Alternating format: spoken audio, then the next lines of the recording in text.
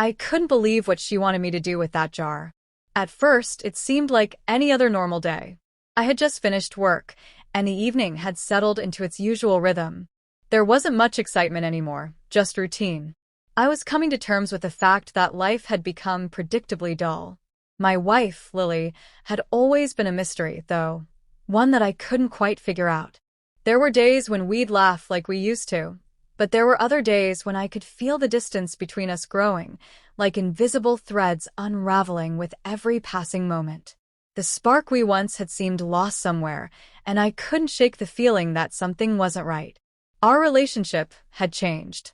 It wasn't overt, but subtle. The small gestures of affection had faded, replaced by indifference. She'd still smile at me sometimes, but it felt forced, like she was pretending.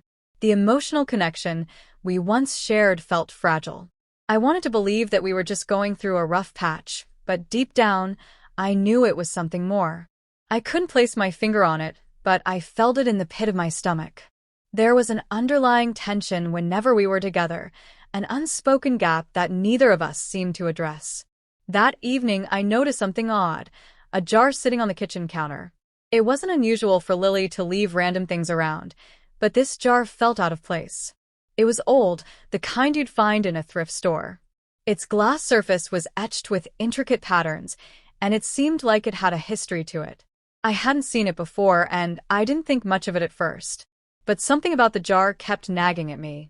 I didn't know why, but I felt drawn to it. When I walked into the living room, Lily was sitting on the couch, staring at the jar with a strange look in her eyes. It wasn't the usual distant look. It was more intense, like she was waiting for something. Her gaze shifted as she saw me. "I've been thinking," she said, her voice soft but heavy. About what? I asked, trying to sound casual, though my curiosity piqued. Her lips curled into a faint, almost unreadable smile. "About that jar," she said, her eyes locking with mine. "I need you to do something with it." I blinked, trying to process what she meant. I couldn't understand the significance of this jar. It seemed like a strange request, an object that had no meaning to me. "What do you mean, something with it?"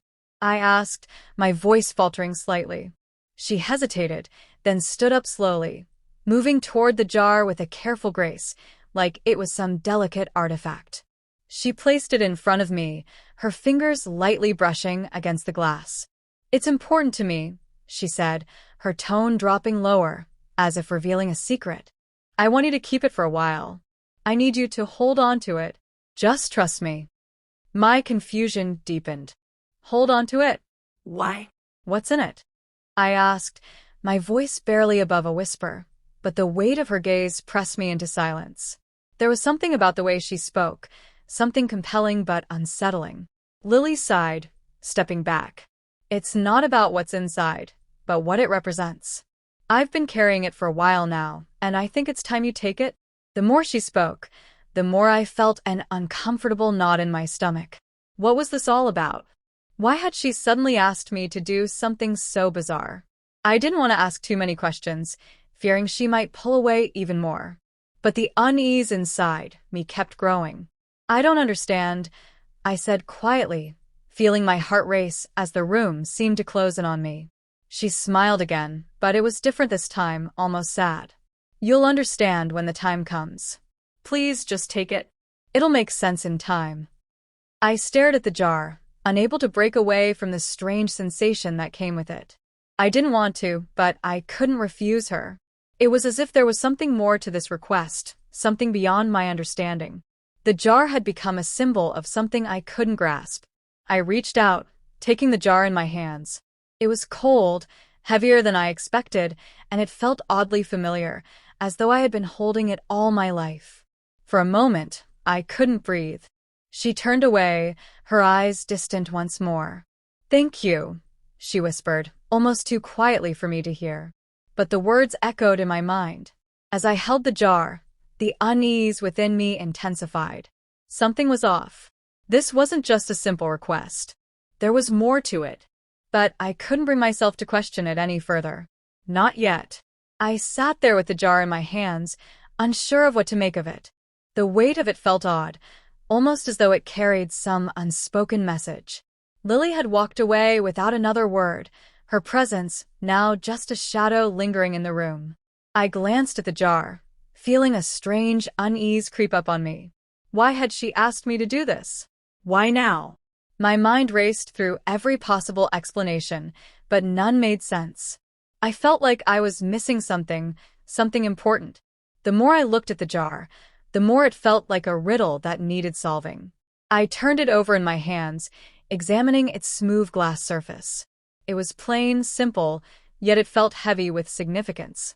There was no label, no indication of what it contained, only the intricate design etched on the sides.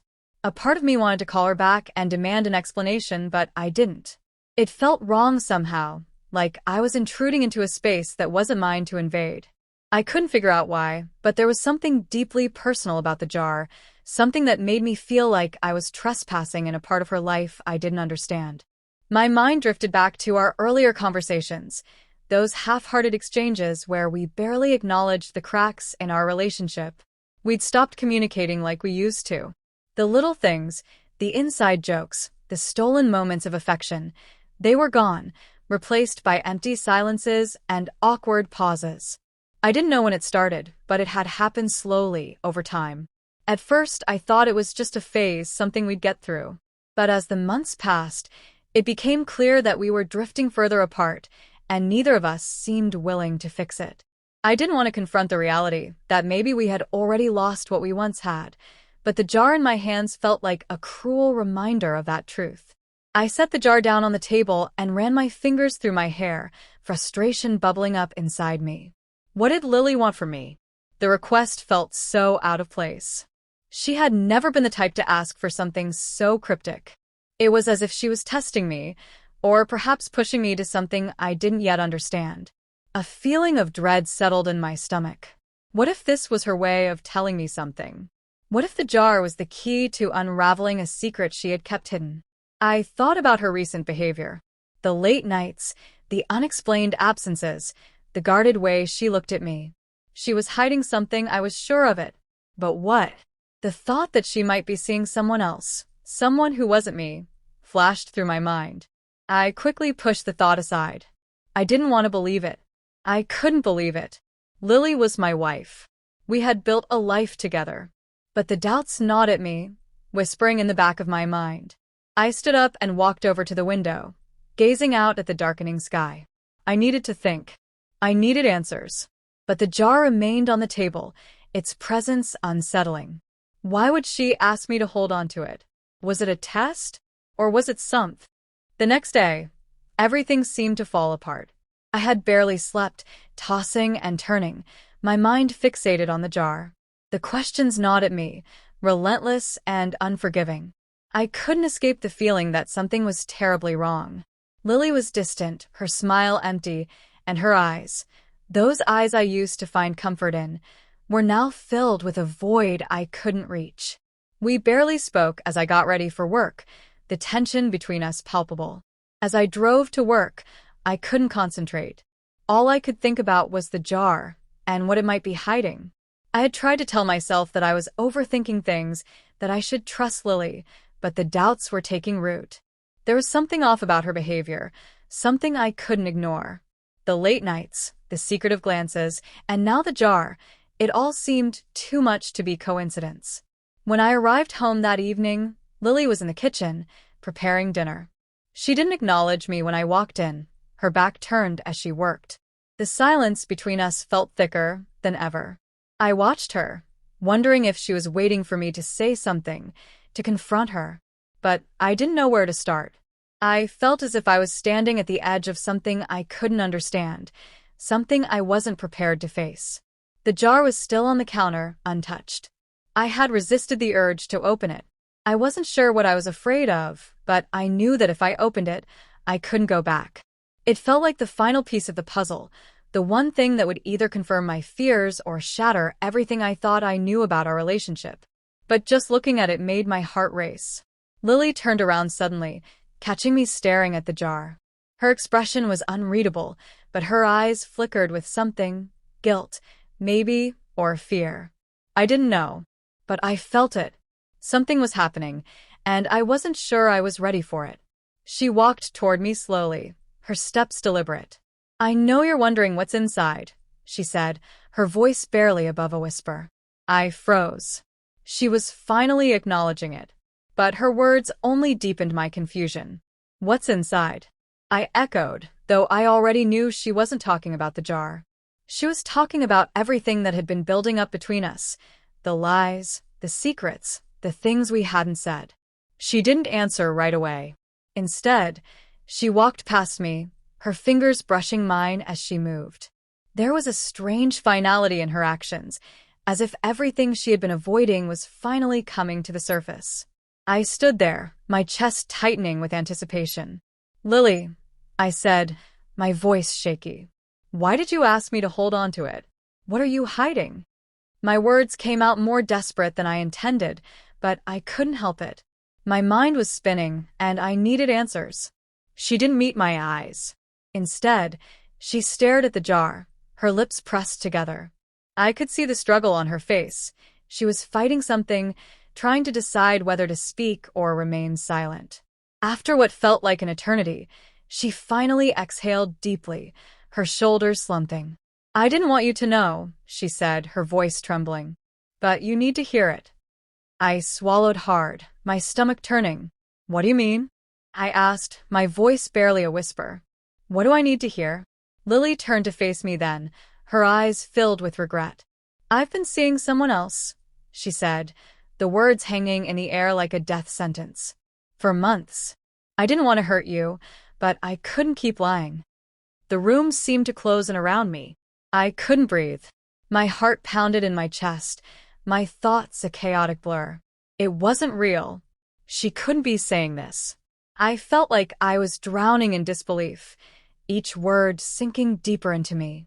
The jar, the request, everything, it was all a lie. I took a step back, my mind racing. "How could you?" I breathed, the anger rising in my throat.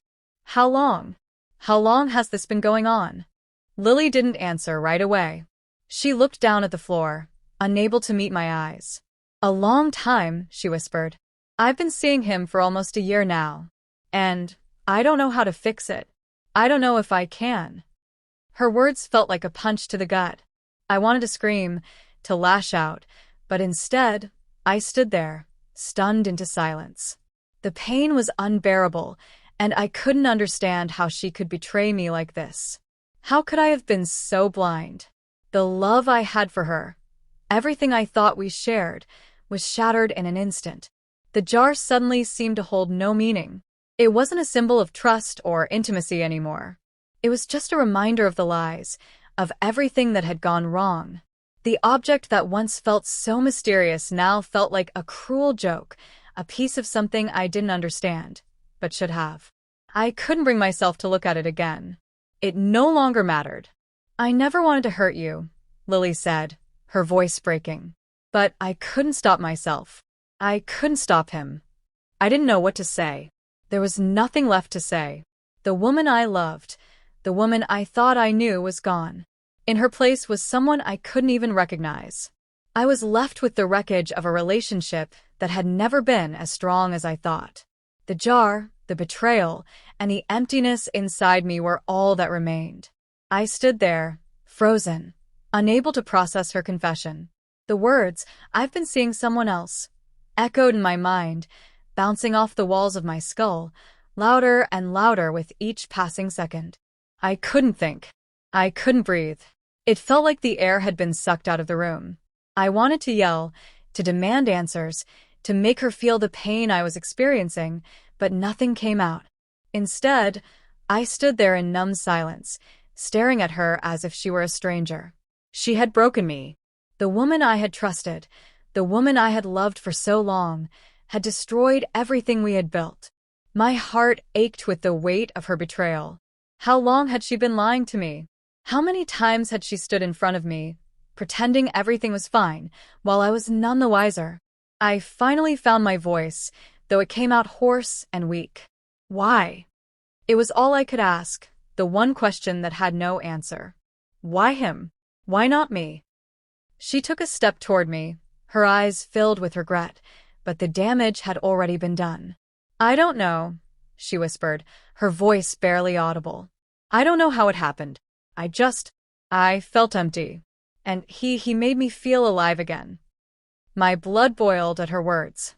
She had thrown away everything we had for someone else, someone who could make her feel alive. I felt a rush of anger surge through me, but it was quickly replaced by an overwhelming sense of sadness. This wasn't just about the affair anymore. It was about the entire foundation of our relationship being shattered in an instant. Everything we had was a lie. I don't even know who you are anymore, I said, the words slipping out before I could stop them. How could you do this to me? To us?